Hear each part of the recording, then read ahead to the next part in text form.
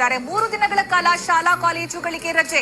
ನಮಸ್ಕಾರ ಸ್ನೇಹಿತರೆ, live Karnataka YouTube ಚಾನೆಲ್ಗೆ ಸ್ವಾಗತ.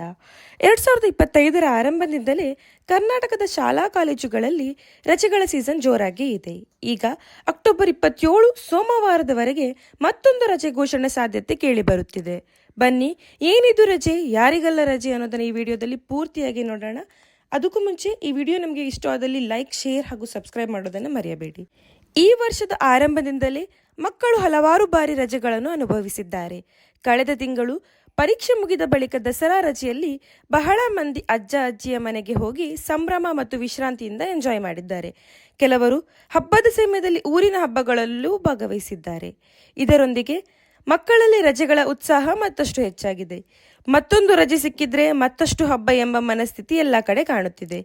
ಈ ಬಾರಿ ಸರ್ಕಾರವು ಅಕ್ಟೋಬರ್ 27ರವರೆಗೂ ಶಾಲಾ ಕಾಲೇಜುಗಳಿಗೆ ರಜೆ ನೀಡುವ ಸಾಧ್ಯತೆಯನ್ನು ಯೋಜಿಸುತ್ತಿದೆ. ಅದರ ಹಿಂದಿನ ಪ್ರಮುಖ ಕಾರಣವೇನೆಂದರೆ ಭಾರೀ ಮಳೆ. ಕರ್ನಾಟಕದ ಹಲವಾರು ಜಿಲ್ಲೆಗಳಲ್ಲಿ ಮಳೆ ಸುರಿಯುತ್ತಿದೆ ಮತ್ತು ಹವಾಮಾನ ಇಲಾಖೆಯಿಂದ ಎಚ್ಚರಿಕೆ ನೀಡಲಾಗಿದೆ.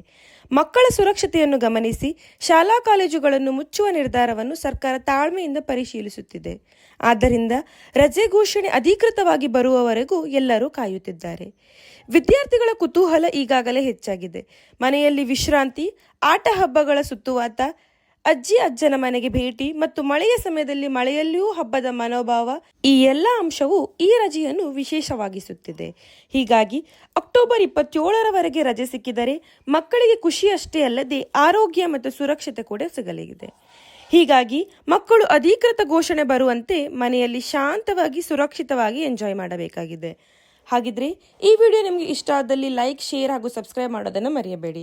ಮತ್ತೆ ಮುಂದಿನ ವಿಡಿಯೋದಲ್ಲಿ ಭೇಟಿಯಾಗೋಣ. ಅಲ್ಲಿವರೆಗೂ ಧನ್ಯವಾದಗಳು.